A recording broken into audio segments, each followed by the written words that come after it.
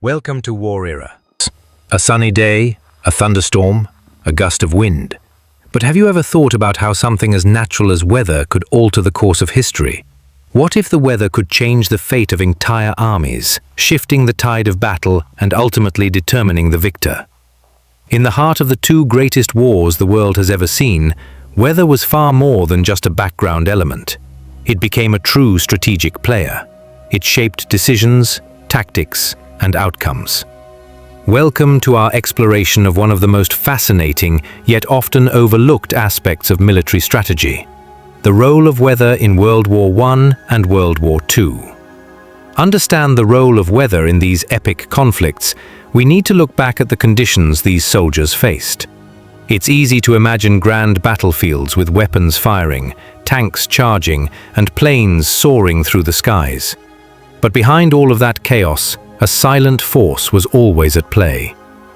Let's start with World War I, a war fought in trenches on the Western Front, where rain, cold, and mud were constant adversaries. Picture it: mud that swallowed soldiers' boots, freezing cold that numbed hands to the bone, and relentless rain turning every inch of ground into a slippery, treacherous mess.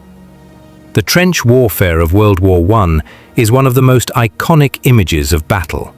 But what many people don't realize is that the weather conditions often played as much of a role in the war's progress as the soldiers themselves. In 1916, the Battle of the Somme was one of the largest and deadliest battles of the war. It's remembered for the horrific conditions the soldiers faced. As they advanced through the trenches, they encountered thick mud that bogged down equipment and made it nearly impossible to move.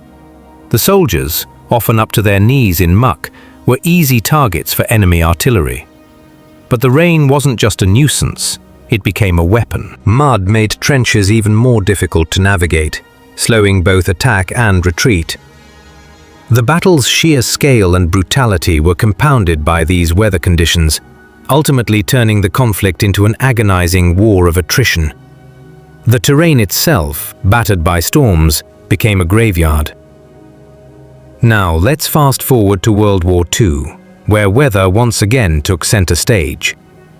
The year is 1941, and Adolf Hitler's Nazi forces are marching toward Moscow, confident that they would bring Soviet Russia to its knees. But something unexpected happened: the Russian winter. The infamous Russian winter of halting the German offensive just miles from Moscow. Imagine a battle not against enemy troops, but against the very elements. The temperature plummeted to -40 degrees Fahrenheit, freezing tanks, weapons, and even the engines of trucks. The Germans, ill-prepared for the severe cold, suffered heavy casualties, and the soldiers could not function at their usual capacity.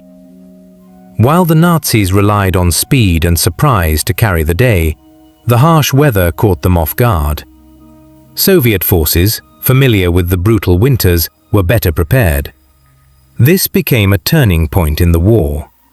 The winter didn't just stop the German advance, it reshaped the course of the entire Eastern Front, marking the beginning of the slow but relentless pushback by the Soviets.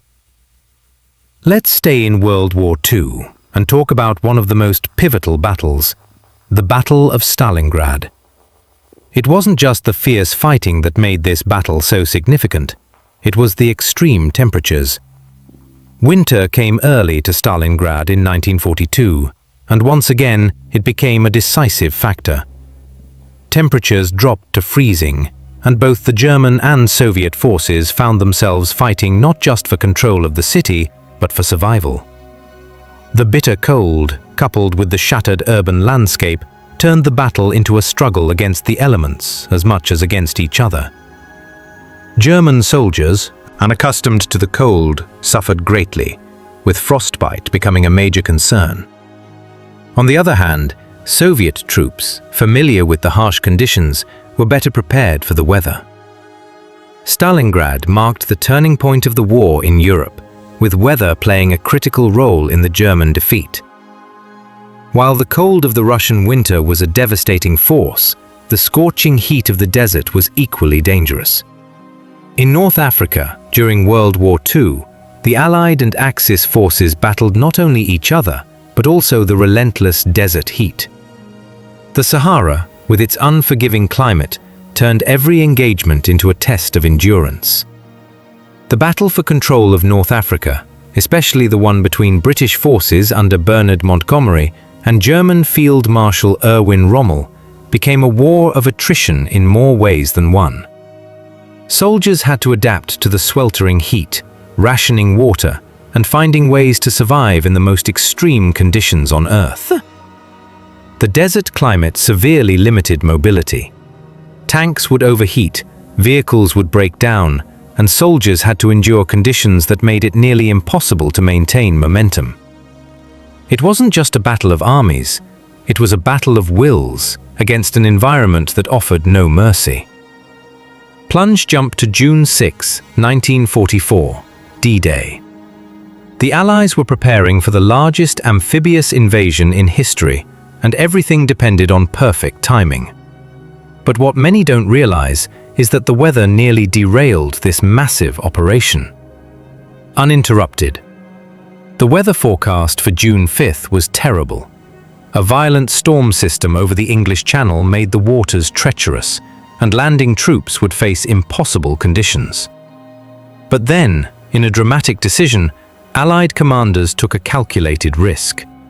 They decided to go ahead with the invasion, trusting that the storm would pass and provide a brief window of calmer weather. The success of D-Day depended on timing, and timing depended on weather.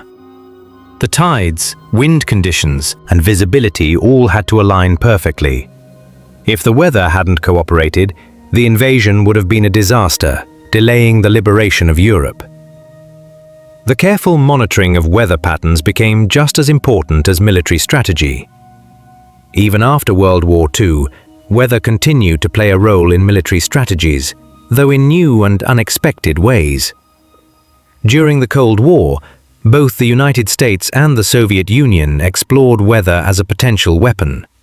This period saw an increase in experimentation with cloud seeding, weather modification, and controlling environmental conditions for military advantage.